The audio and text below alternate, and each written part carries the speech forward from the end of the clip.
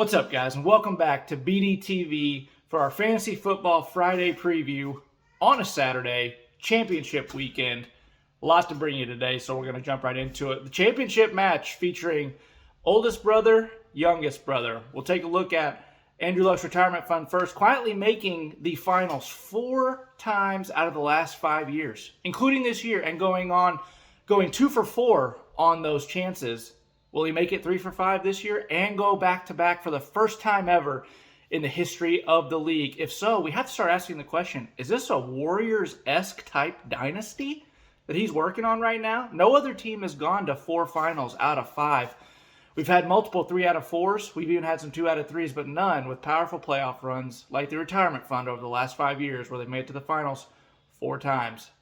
Now, the retirement fund has reached the finals twice as a 4 seed. The 10th seed once, and now the 1 seed once, making only the 4th time since the inception of the league that the 1 seed has made it to the finals, and only the 4th time in the league history where the champion from last year has made it back to the finals. Now, no one has ever gone back-to-back. They've gone 0 for 3.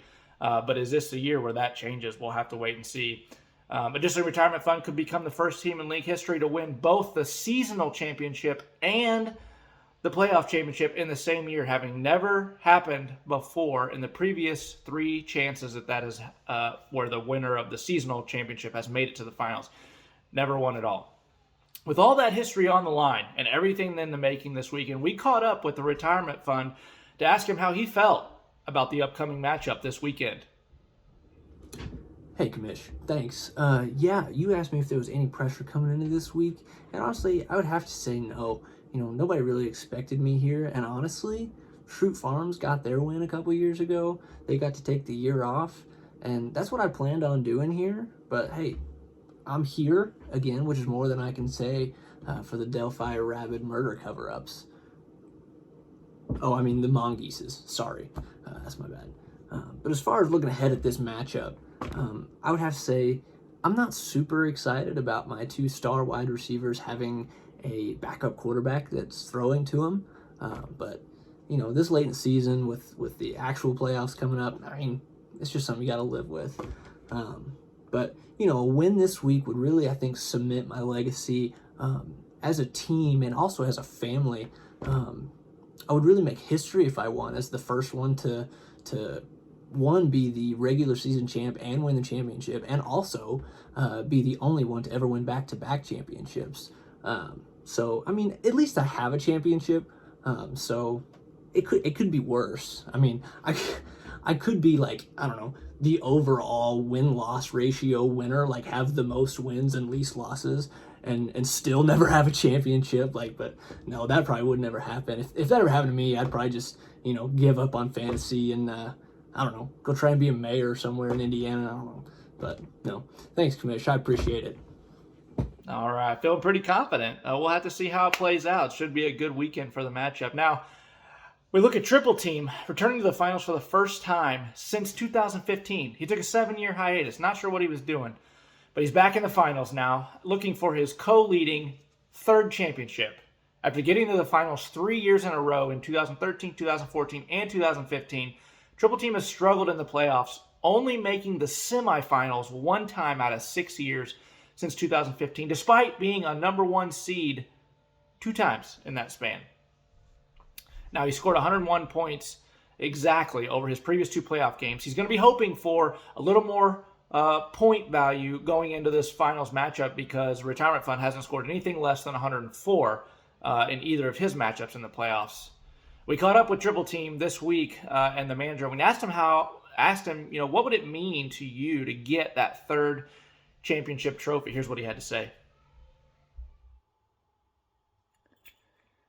Yeah, I think we're looking forward to it. The guys are out here. We're just having a little walkthrough today, and they're out here just kind of getting their stuff sharpened up for tomorrow. We've done this all year. We got the talent to get to the finals, and it's just going to be making sure that we can execute on those details. We got some strong firepower at each position, and when we look across the field, we see the retirement fund. They look good. They've got a lot of weapons. They're hurting without Jalen Hurts, but Jared Goff in it at QB for them, and they're going to be fine. He's had some big games this year, and they got the firepower of Devontae Adams and Tyreek Hill, Dalvin Cook, the likes of those guys, and hey, quit that. The retirement fund ain't jacking around like that. Sorry, guys. We just we're going to finish up our walkthrough today, and we're feeling pretty confident going into the weekend. We've got we got firepower at the positions that we need them. We got one of the best receivers to ever do it. Justin Jefferson out there, and Travis Kelce, potentially the best tight end ever to play. So, I think it's going to be a good matchup. It would be great to get the win. We're going to be ready for them, but it should be a good matchup. It's good to hear from both teams heading into this weekend. Should be a great matchup, and we can't wait to see what happens. Now, to look down towards the bottom of the bracket, we're going to see kind of what it looks like for the 3rd, 4th place, 5th, 6th place, and 7th and 8th place games. Kind of going to break those down a little bit. So first, we're going to look at the 3rd and 4th place game. We got Schrute Farms going to be battling it out with the Rabid Mongooses. Now, Schrute Farms is 0-2 against the Mongooses this year in season play with a 20-point loss and a 3-point loss. But in all sports, as you know, as a sports fan, it's always tough to beat a team 3 times in a row in a season. But the Mongooses have the firepower to do so. However, one thing we're going to be watching is that the Mongooses will have to turn to their backup running backs this week, as King Henry is out with a hip injury. Now, Schrute Farms still without Lamar Jackson, but high-fiving himself for sticking it out with Kirk Cousins, who has thrown for nearly 1,200 yards, 9 touchdowns, and 106 fantasy points over the last 3 weeks. In Kirk, Schrute Farms continues to trust. Should be a good matchup for deciding that 3rd and 4th place this year in fantasy football. Now, as we look ahead to the 5-6 matchup, it's going to be a rematch of the Doctors. We had a great preview earlier this year from the Delphi Rabid Mongooses manager. Put together a great preview of the Doctors, and we got another showdown between the Doctors. Now, Gridiron Legacy, happy to avoid the Sacco after an 11-game losing streak, finally found the winner's circle and moved on out of the Sacco race. He'll look to take that series from the Bushes as they've split 1-1 on the year. The Bushes seem to bring out the best in the Legacy as they split both times they played, but the Legacy scored 2 of his 3 highest point-scoring weeks this year against the Bushes. Now, turning to Gardner Minshew this week, as his QB is looking for some Philly magic. Legacy will look to duplicate those performances and hope he can squeak out into that 5th place finish for the year. Now, Bushes, to end the season on a high note, will be hoping that Stephon Diggs can get his act together and get back to what he had been doing in his normal duties. After he's been posting season lows in fantasy points over the last 3 weeks, scoring a total of 11 points across his last 3 games.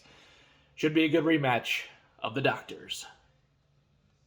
And the other exciting game, the Sacco, we're going to be looking at the 7th and 8th place game, where we will see if Stop the Steelers or the Name Changers are going to end up in that bottom of the barrel spot this year. Now, they split the season series a game apiece. These 2 teams looking for bragging rights on this yearly series, and to avoid that dreaded 8th place finish, they're going to need their guys to come through. The Steelers hoping to avoid back-to-back Sacco achievement for the first time in the history of the league. No, not true. It happened already once before, actually. The retirement fund did it twice from 2012 to 2015, so it won't be the first time, but he's hoping not to have his name added to that list. He's going to rely on the only hot hand in the AFC South right now, Trevor Lawrence, against one of the worst teams in the league, the Houston Texans. Now, the Name Changers will simply be looking to score 100 points to give them a shot at the victory, as they are 6-2 in games where they score at least 100 points. However, the Steelers are also 4-2 in games where they score 100 points. So it should be interesting as we play out through the weekend on who can get to 100 points and what that looks like for the divvying up of the Sacco and that 7th and 8th place finish in fantasy football this year. And there you have it, folks. That's our Week 3 or our championship weekend preview. Lots of games. Should be an exciting weekend. We'll crown a new champion. We'll crown another Sacco, and then everybody to get 2nd and 7th in between there. Should be exciting.